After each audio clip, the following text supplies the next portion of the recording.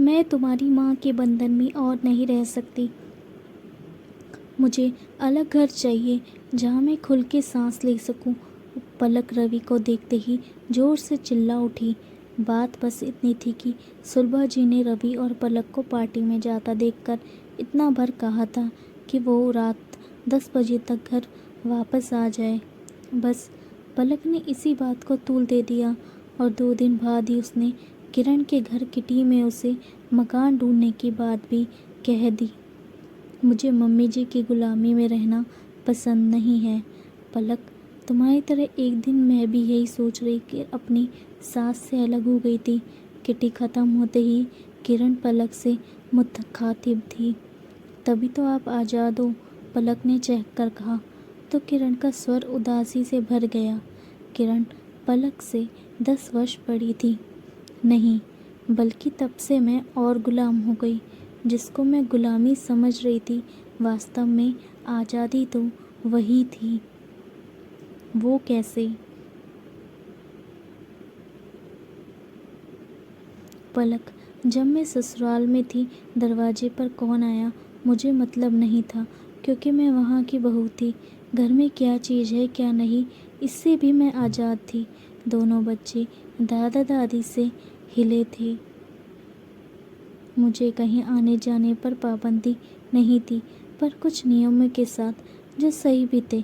पर जवानी के जोश में मैं अपने आगे कोई सीमा रेखा नहीं चाहती थी। मुझे ये भी नहीं पसंद था कि मेरा पति ऑफिस से आकर सीधा पहले अपनी माँ के पास जाए। तो फिर पलक की उत्सुकता बढ़ गई। मैंने दिनेश को हर तरह से मनाकर अलग घर ले लिया और फिर मैं दरवाजे की घंटी, मेहरी, बच्चों, धोबी, दिनेश सबके वक्त की गुलाम हो गई। अपनी मर्जी से मेरे आने जाने पर भी रोक लग गई, क्योंकि कभी बच्चों का होमवर्क कराना है तो कभी उनकी तबीयत खराब है। हर जगह बच्चों को ले नहीं जा सकती, अकेले भी नहीं छोड़ सकती, तो मजबूरन पार्टियां भी छोड़नी पड़ती। जबकि ससुराल में रहने पर ये सब बंदिशें नहीं थी।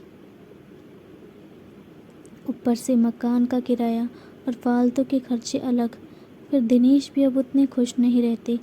किरण की आंखें नम हो उठी। फिर आप वापस क्यों नहीं चली गई? किस मुंह से वापस लौटती? इन्होंने एक बार मम्मी से कहा भी था, पर पापा ने यह कहकर साफ मना कर दिया कि एक बार हम लोगों ने बड़ी मुश्किल से अपने आप को संभाला है, अब दूसरा झटका खाने की हिम्मत नहीं है। बेहतर है अब तुम वही रहो। ओह,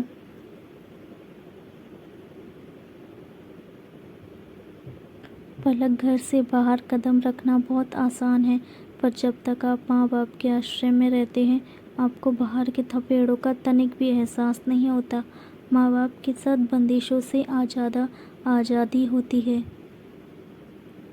पर हमें वो पसंद नहीं होती।